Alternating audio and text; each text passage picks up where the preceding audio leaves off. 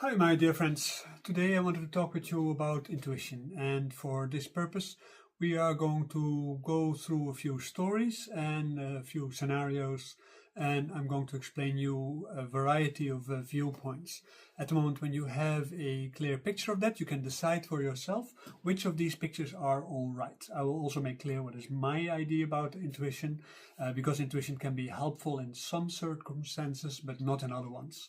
And as a result of that, I think you can also benefit from that idea. So let's get to work on it. I'm here in my therapy room where I give my acupuncture and my massages, and my rituals are also done here, and my study for my research is also done in this place. So you are in a sort of familiar place because you've seen this place already in many videos. Behind these curtains is part of my library. And this subject also is part of my library because in the research that I'm doing, also I have to talk about intuition as a informant in your exercises. So this is a study basically for that purpose. Let's get into it.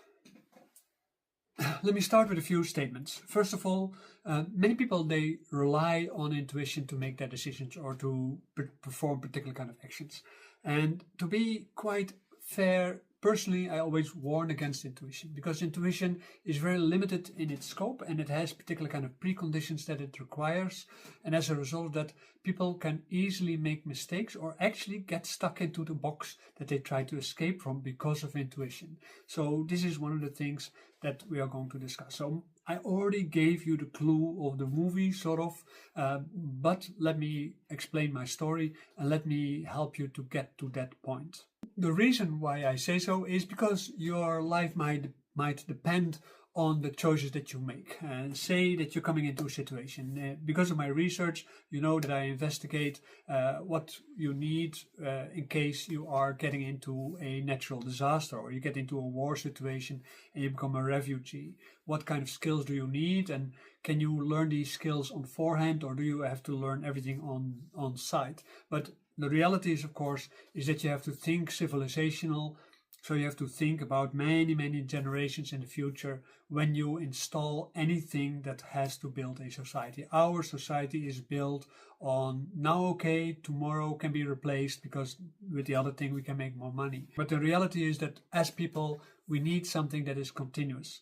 And this has to be the foundation of the society, and capitalism or no capitalism, it doesn't really matter. Everything you have to build has to be built on that solid foundation that is shared between everybody, can have local variations and so on, because cultures differ from area to area. So priorities might different, elements of content, they might differ. But primarily, the idea is that there is a foundation that can be shared.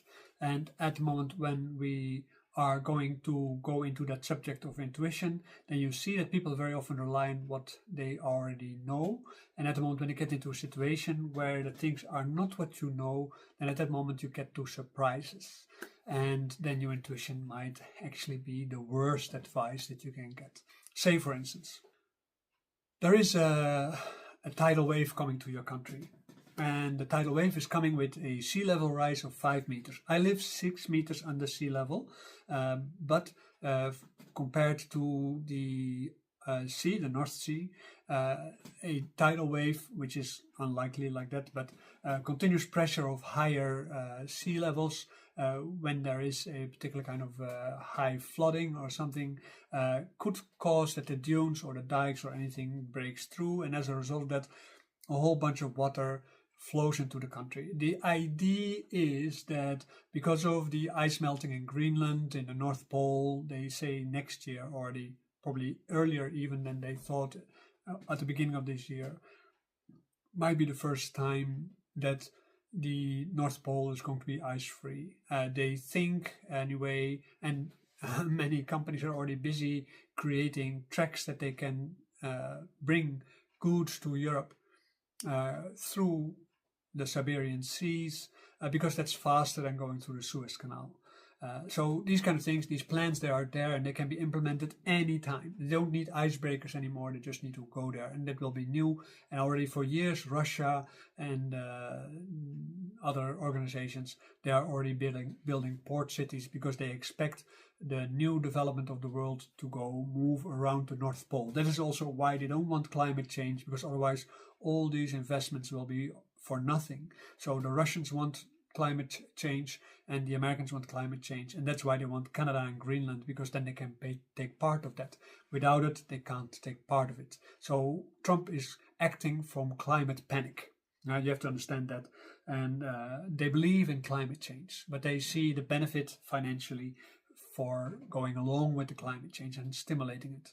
It's a little bit like the biker mice from Mars, where the Saturnian fish people, they pollute the world because that is the climate that they live in, and the biker mice, they want to keep it like now. It's an old story. You have to look it up. I think it's on YouTube.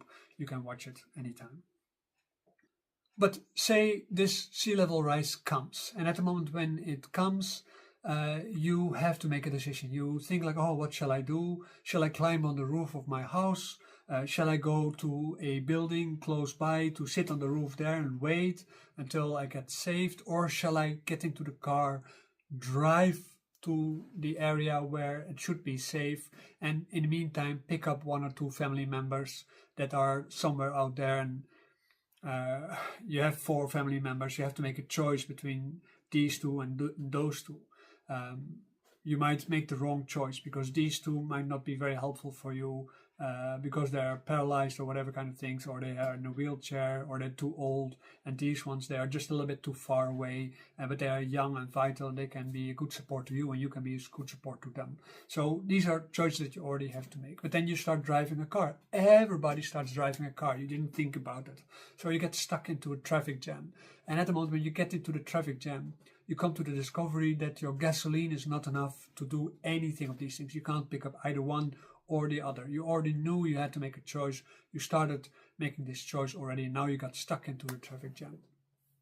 At the moment when you get into this traffic jam and you get stuck there, then the tidal wave flushes in, takes your car and many other cars with it, and you think like, my life is ending.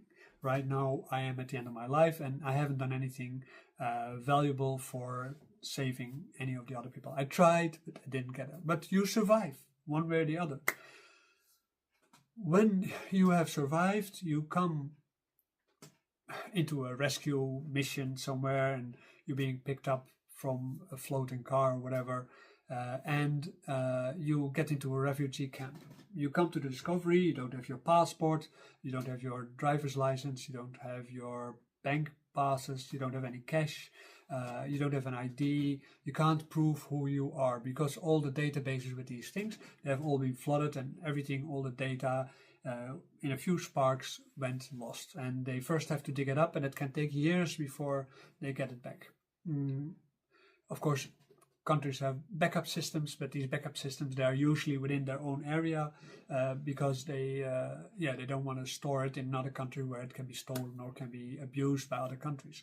So as a result of that, you're stuck, and you're now in a refugee camp somewhere without any family, without any support, without anybody being able to prove who you are or who you are not. So you can say whatever you want. It doesn't really matter. You're not going to be treated very well because you're going to be a burden to the social system of that country or the economic system of that country, because you are not the only one. Like the Netherlands have 17 million people. If something like that would happen and the flood would go inland, say 150 kilometers, it's about 130 miles, I think. So at that moment, most of the people who will survive will be in the refugee camps, and all the other ones have been drowned. Such a terrible scenario. You don't even want to think about it. You relied on what you would call your intuition, right? Because you think like, this probably will be their best choices. The thing is that people by nature, we are pattern seekers. When we are little children, we learn to recognize patterns, and as a result of that, we recognize things and we make our choices based on the recognitions of these patterns. So that means that by nature we create habits, and we create habits of thought because we recognize things, and because of the recognition of these things we know what to choose in many cases. But in this case, this was a new situation that you were not prepared for, and as a result of that, you made the wrong choices. You made all the wrong choices, you forgot all the important things, and as a result of that, you got stuck in a place where you don't want to be. Don't think any of the other refugees is really happy to live in a refugee camp in your country, or in a whatever kind of concentration camp where we put these people to select if they can stay here or not. The reason why they stay there is very often it's difficult to verify who they actually really are, and also what is their background and what they come to do. This is something that we really have to be aware of. Then when you see here that your intuition didn't really help you, right? Your intuition didn't prepare you for this. So based on this idea, I think we have to backtrack a little bit, because I've so far given you a view where your intuition doesn't really work. Let's go back to the common idea that people nowadays have about intuition. And this common idea about intuition is based in modern spirituality. In this image, the sense of intuition is very often seen as almost like a divine force. And this is something that I hear also with a lot of my clients. And I have, especially for this video, I've done some additional research into what other people actually think.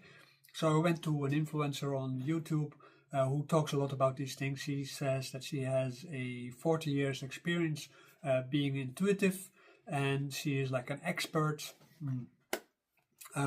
in intuition. She's even raised in a very intuitive family, and as a result of that, she is the one to go to. She has almost about 250,000 followers, so her channel is way bigger than mine, and she has a message that resonates with people. The reason why it resonates with people is very often because people have the same idea. So in my case, I'm a little bit of a niche person. I am both involved in Taoist religion and spirituality and practices for long life. I'm working with medicine, but also with what is called complementary and alternative medicine at the same time. I am doing scientific research in of course, what are the most basic things that we need to create a good kind of medicine. And I've come to the conclusion that a form of tribal medicine should be part of anyone's education as a foundation. I mentioned this before. That is the underlying layer that we need in any kind of society. We should not forget about these kind of things. Her name is Sonia Chaussette, or Cosette, I'm not sure. She's American anyway. She is saying we rely on intuition as a survival skill. And the way how she explains it is basically that intuition is such a necessity that intuition is always right. And this is something that you hear very often from people. And this is something that I always counter-argue with the fact that my intuition tells me that I need cookies. And this is of course not true. I don't need cookies, but I'm addicted to sugary substances. I learned to be addicted like that because of the milky powders that we get as children, as babies, because this is mostly made from very highly active sugar. 78% of it is basically sugars, and as a result of that we grow very fast on it, we grow fat on it even, but it also keeps us struggling with sugar addiction the rest of our lives. There are people who are able to disconnect from it, but that is relatively rare nowadays. She is speaking with a lot of confidence. So Sonia speaks with a lot of confidence about her experience. And as a result of that, she is very convincing to other people. And as a result of that, she suggests that we need intuition to make our decisions. She says we cannot make we can't make decisions without using our intuition, because then automatically we get better decisions. This is her idea. primarily. She also says that we are born with intuition, so that means it's part of our body. When our spirit comes into it, our intuition also grows into it, and therefore we are already fine-tuned towards intuition, and then we only have to develop it. But the examples that she gives, first of all, are all fear-based. So that means that fear is the inductor of that kind of intuition. Like, for instance, when an accident threatens or anything like that, and then you make a choice. And I can't make out if she actually means reflex, or gut feeling or anything like that, but she calls everything intuition. Then also she says that intuition connects you with a quantum field that gives you information through the medium of energy, and this energy then informs you basically about what you need to know for that situation. And so Sonia thinks that our intuition is also coming to us through the energy that is entering our body, and this is containing information from the quantum field. This quantum field is an idea that has been developed over the last 20-25 years under the influence of quantum physics, and this is part of the same process that did lead to energy medicine in the first place. Every time when a new scientific invention is being made, something comparable spiritually is also being created. And this is the same with intuition. Intuition is basically seen as a replacement of the divine or the divine force, or it is actually equated with the divine force, then it is God speaking through you. I don't know why people don't call things by their own name, why they replace that with something else, but this is as Confucius already said in the past. It says, like, if you don't let names be their own meaning, and you allow deflation or inflation play a role on that, then eventually nobody understands each other anymore, and then you get a big mess of confusion. And that is also one of the agenda points, I guess, from science, is to make sure that you continuously keep defining what you are saying and why you are saying it.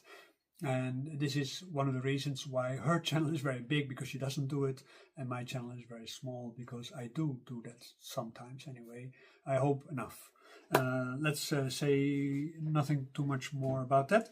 But at the moment, then, when she talks about this, she calls intuition her sixth sense. She says this sixth sense actually should be called our first sense, because it is essential for our survival and we can't do without it. She continues on that. She also says somewhere that awareness is a perception, has a perception. And that is actually a little bit strange. I found myself a little bit confused about that, because of course the whole point of awareness is that you are perceiving things. So there will be like an unnecessary argument, and the rest I could go along with it just for the form, but this was something that shows basically some of the contradictions that she talks about, because on the one hand intuition is in the body, on the other hand intuition is coming from the quantum field. So these kind of things, they seem to be a little bit contradictory, and she doesn't really get to that point. She doesn't really get that.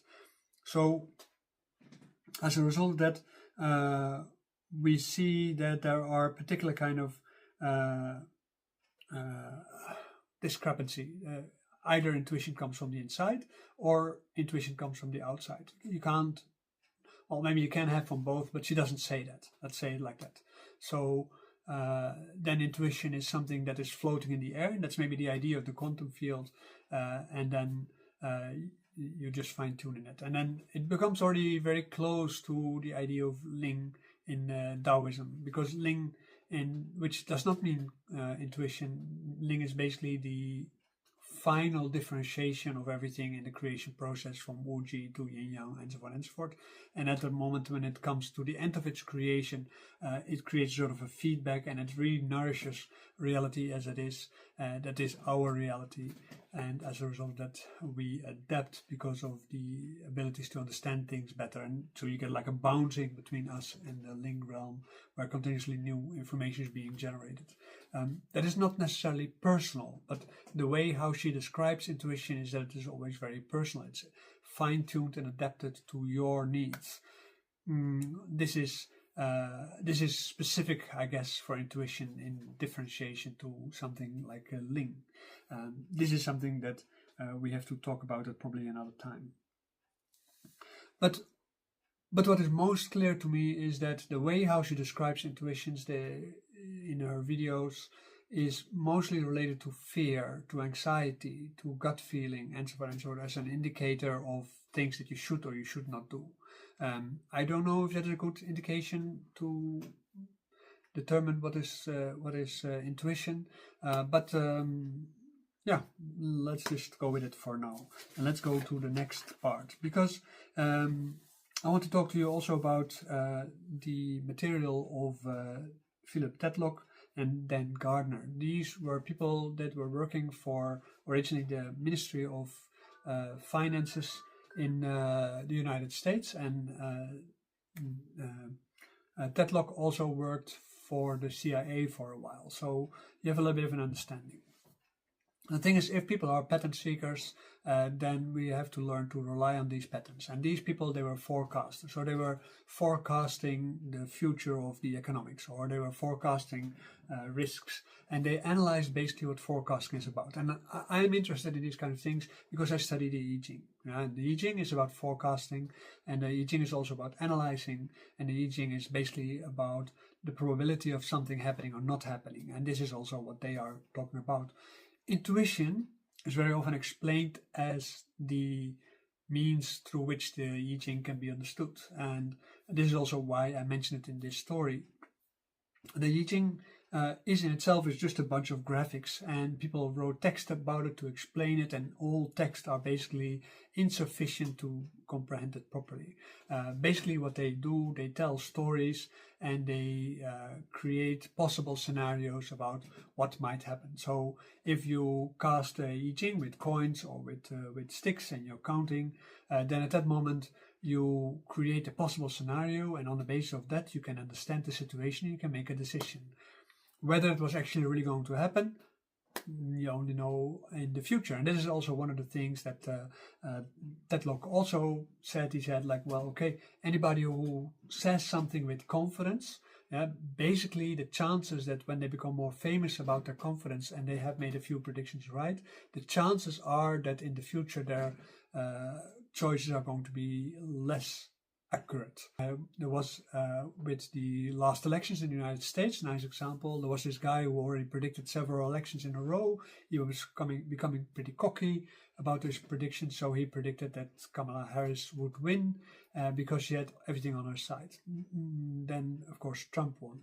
The question is, though, if everything went fair, because there were 3 states that were dependent, where Kamala Harris was dependent on, and in backwards analysis, they found irregularities, many irregularities of disappearing votes, or probably unlikely votes, that all of a sudden, while before they always would go to a Democrat, they would all of a sudden go to a Republican. So the differences were too big to be statistically accurate. And that means that according to these researchers that are doing predictive analysis, the chances that Trump actually won was very small. And period, he only had the choice of about 30%, 33% of the population. So he's always a minority president. So no matter what he wants, because there was only like 67, 70% of the people who actually went to vote. And that is in every country like this. In my country it's the same. When our main political party at this moment, party of the moment, says that they are the biggest party, they are the voice of the people, then they are only 25% of all the votes, but all the votes were only like 60% or something. And so there goes your majority. You just had the biggest party, but that doesn't mean that you should govern. We need a group of people to choose, to elect. And they are only a one-issue party. They only want foreigners to leave the country and ruin the economics of the country, and as a result of that, they play on people's fears. And fears feed intuition. This is what we already saw from the story of Sonia. But also what you see in this story, and I'm using these political models, although I don't want to make this into a political debate, but we see that politicians very often, they use people's fears to get a particular idea through. And you see this, for instance, with Donald Trump. I'm not a fan of Donald Trump. I think he is great for the environment, because if he ruins all of the economy, there will be no more shipping And as a result of the no more shipping, the environment, nature, the sea, everything will benefit. So that means that the world can recover a little bit, especially sea life. If we then at least have something to take all the plastic out, then the sea might recover again. So in that sense, ecologically, Trump might be a blessing. He was in his first thing when at a certain point sea shipping became much less. So the tariffs, they do have a beneficial effect, not for the people, but at least for the sea. Then at the moment when we are looking at these people like that, they talk with confidence, and like what we talked about the statistician, like what we talked about with the statistician before, there's a particular kind of overconfidence, and then you start talking from the cuff. This is what Donald Trump does all the time, and as a result of that, he speaks from things that he knows. So he's following his intuition. He's an intuitive speaker. This is what he's known for, and he talks also a lot of nonsense as a result of that. And this is also a little bit the case with this Sonia. She relies on intuition, and what people like Tetlock actually show is that people who talk from intuition talk from familiar states of being. So in a lot of analysis of leadership and of how people make decisions, we know that we continuously make predictions for all kinds of things. We predict where we put our foot in the next step, and I was recently with a client, and he fell because he doesn't know where to put his foot, and then he makes a wrong error, and then he slides on the floor, and then he falls. And that is a problem, of course, that happens with a lot of older people. Their chances or their opportunity to predict becomes less efficient because they don't have that control over their body anymore. This is also what my research is about, because at the moment when whatever happens, we lose control. So these are tools that I have in the research to help you maintain control over your health and over your nourishment and also over your awareness. These are three important things for us. But this Tetlock, he says, like, okay, the problem with predicting is that people, when they are overconfident, they have what is called a overconfidence bias, and as a result of that, they think they're going to be right, so they make a prediction, but they become less accurate. Then, at the moment when you look at it from that perspective, you also see a lot of people, because they talk from what they already know, they're looking for a confirmation bias, and this is what you see with the followers of Sonia. We talked about before. She has a lot of followers because they either resonate with what she says and they think like, oh, that's valuable, or they already have these ideas and they recognize that. And that's called confirmation bias, right? So you already have an idea and then you believe that you think it's right. So if you hear me talk about things you already think like me, of course you will be a great fit for our program.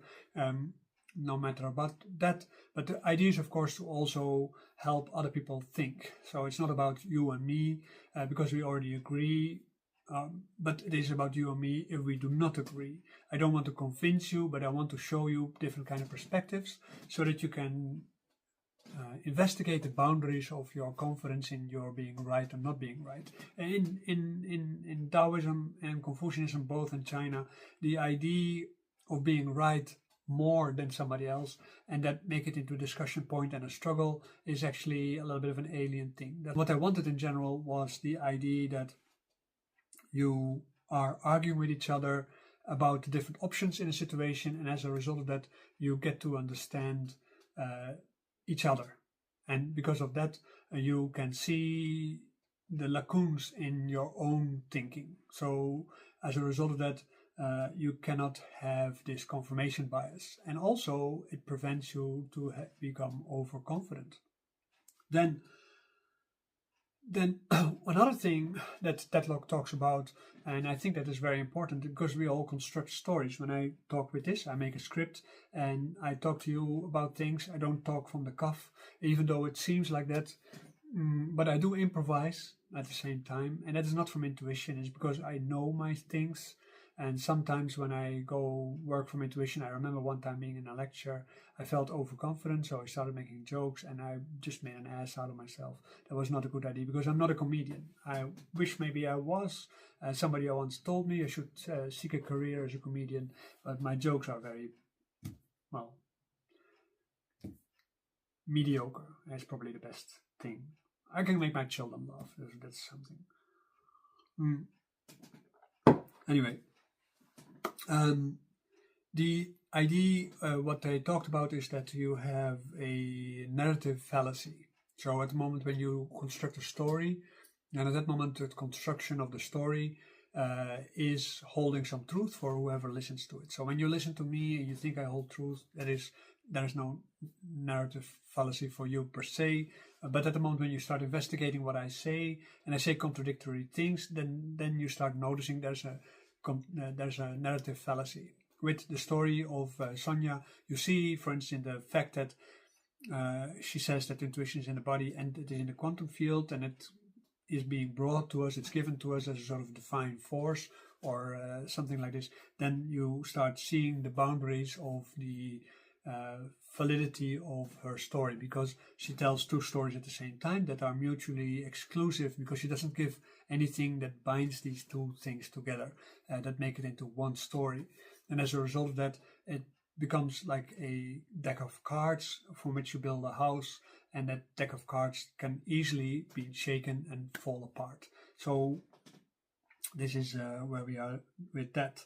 So these three factors, and other factors also, of course, they are what Deadlock investigated. And he says, like, the problem with intuition is that it always takes place in what we already know.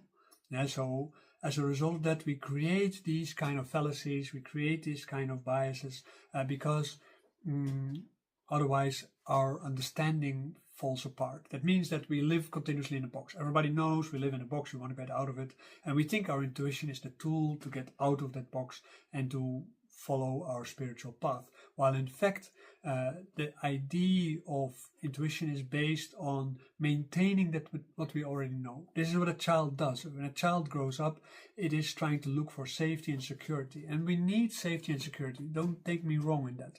We need safety and security. But there are situations, and currently we are in a historical period where insecurity seems to become the norm. And as a result of that, intuition will not work. It can be very painful if you make wrong decisions based on your intuition. And therefore, skills, knowledge, these kind of things are important. There was a time when people thought like, okay, we should generalize and people should be adapted to any kind of function in a company, for instance. And now you can see that that is not going to work anymore. AI is going to take over a lot of jobs. Automated machines, robots, and so forth, they're going to take over a lot of jobs. A lot of people are going to be unemployed, and we don't have a system to replace that. So that means that people are going to be stuck into a hard place, and that hard place leads to impoverishment and so on if we don't have something to survive on. The kind of tribalism that you get in a crisis situation like that might not be the happiest place to live in. So that means that we need civilizing factors, and these civilizing factors are in our skills to survive and to share that also with other people. I always tell my kids, okay, the reason why I teach you Kung Fu is because you have to first of all be able to defend yourself, but it is also very good for your health. And also because of being able to do these kind of things, defending yourself, you can help other people, but you can also help other people to heal themselves, to make sure that they become healthier people. And then also because of that, once your Kung Fu is good enough, I'm going to teach you massage, acupuncture, you're already busy learning food medicine, so that you can choose what kind of foods you can eat, what you cannot eat. So you need to be fit, you need to be able to know what you eat, and you need to be able to become aware of all kinds of things. And the exercises have to help you gradually towards a more meditative perspective on reality. And we all need that. So these are the three core principles that everybody basically needs, and they should be part of the school education of any kid, from when they go to primary school to mid school and maybe even on university. But that should be something that parents need to learn, that schools need to give, and so on and so forth, because that makes that we can pass that information from generation to generation, and it only takes, say, 50 years to really install that worldwide as a guaranteed survival tool. Okay, the last thing, because this is basically the end of the video, and I want to make clear that I am not trying to scare you with my videos. that there is going to be a monumental change in society, in the climate and so forth, everybody already knows. Even the right-wing politicians, they are clearly in the know about these things, and they can't deny it anymore. And as a result of that, even though they want to do all kinds of things that make them money, they think they can, by means of a lot of money, they can safeguard themselves against the disasters happening. Of course, if only the rich people survive, then that will be the end of the world for sure, because rich people are not able to do anything than running their businesses. If you have to make them farm, that is not likely to go happen. So that means that democratization of society is to a large degree learning skills that we all can use, like small basic things of farming, making sure we can survive in a crisis situation, and so on and so on. So these are things that we actually really need as people. This creates equality between people, because crisis situations make everybody equal. And we live at this moment in a situation where we very much polarize between rich and poor, between powerful and not powerful, between AI and actual workers, and so on and so forth. So there's a lot of things happening. The purpose of the videos is actually to give you tools that make you more able to go through that situation. So that's also why I invite you to join up and to already start entering our program. Follow the links, of course, in the commentaries, the forms that are there, that you can sign yourself up, so that we can already start preparing. I've just now started designing the first course preparations, and I will probably need 3-4 months to be able to do so. I am also at the same time applying for grants. If you happen to have a shitload of money and you are rich and you think like, oh, I actually am a compassionate person, or I at least want people to see me as a compassionate person, then you can give me that grant. I will make you part of the program, of course. If you are an institution and you are supporting programs like this, then please also contact me. Whatever kind of thing. Eventually all the members themselves, they will contribute something, and everybody needs to be in the program only for 1 year.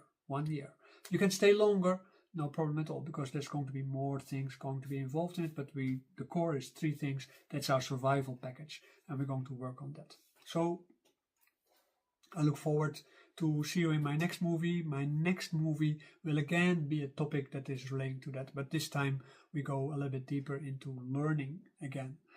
Because that is a very important part. But then here we go into the learning of leadership qualities, because when a crisis happens, who is going to take charge? The authorities? Most likely that is not going to be the right party. Not for you anyway. So